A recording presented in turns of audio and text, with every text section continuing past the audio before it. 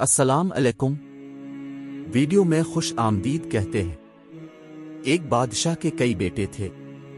ان میں سے ایک چھوٹے قد اور معمولی شکل و صورت کا تھا، اور اس وجہ سے اسے اپنے باپ کی ویسی توجہ اور شفقت حاصل نہ تھی جیسے اس کے دوسرے بھائیوں کو حاصل تھی۔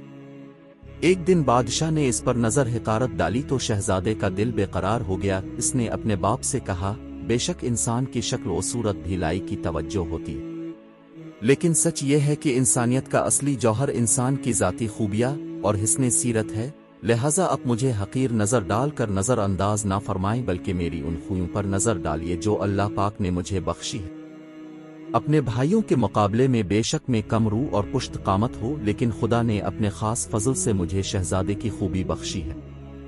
دشمن مقابلے پر آئے تو اس پر شیر کی طرح جے پڑتا ہوں، اور اس وقت تک میدان جنگ سے باہر قدم نہیں نکالتا جب تک دشمن کو بالکل تباہ و برباد نہ کر دوں۔ بادشاہ نے اپنے بیٹے کی ان باتوں پر غور کرنے کی ضرورت محسوس نہ کی۔ وہ یوں مسکرایا جیسے کسی نادان کی بات سن کر مسکراتے ہیں۔ اس کے بھائیوں نے کھلم کھلا اس کا مذاق اڑایا۔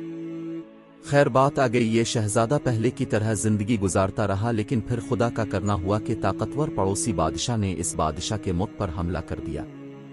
عیشو عشرت میں زندگی گزارتے شہزادے تو اس فکر میں پڑ گئے کہ اب ان کی جانیں کس طرح بچیں گی، لیکن چھوٹے قد والا شہزادہ اپنے گھوڑے پر سوار ہو کر دشمن کے لشکر میں جا گھسا اور اپنی تیز تلوار سے کتنے ہی سپاہیوں کو قتل کر ڈالا۔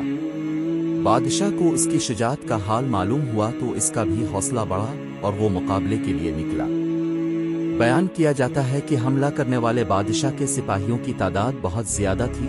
گھمسان کی لڑائی شروع ہونے کے بعد دشمن کا دباؤ بڑھنے لگا اور بادشاہ کی فوج کے سپاہی اپنی صفیں توڑ کر بھاگنے لگے۔ شہزادے نے یہ حالت دیکھی تو وہ گھوڑا بڑھا کر آگے آیا اور بھاگنے والوں کو غیرت دلائی، بہادروں ہمت سے کام لو، دشمن کا خاتمہ کرو۔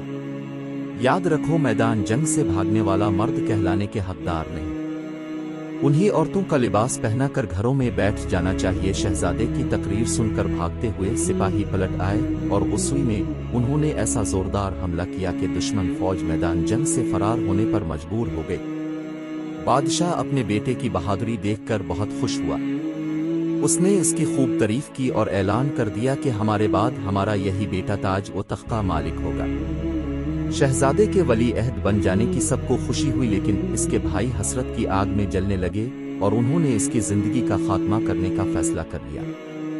یہ فیصلہ کرنے کے بعد انہوں نے بہادر شہزادے کی دعوت کی اور کھانے میں زہر ملا دیا۔ اتفاق سے یہ بات شہزادی کو معلوم ہو گئی۔ جب شہزادہ کھانا کھانے لگا تو شہزادی نے زور سے کھڑکی بند کر کے یہ اشارہ دیا کہ یہ کھانا نہ کھانا۔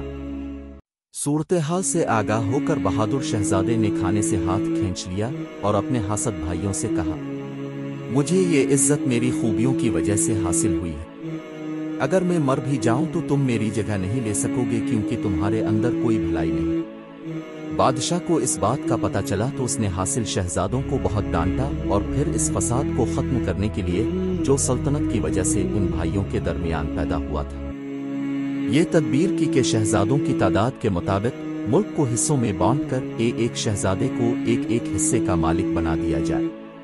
بہادر شہزادے نے اس فیصلے کو دل سے قبول کر لیا۔ ویڈیو پسند آئی ہو تو چینل کو سبسکرائب ضرور کیجیے۔ شکریہ۔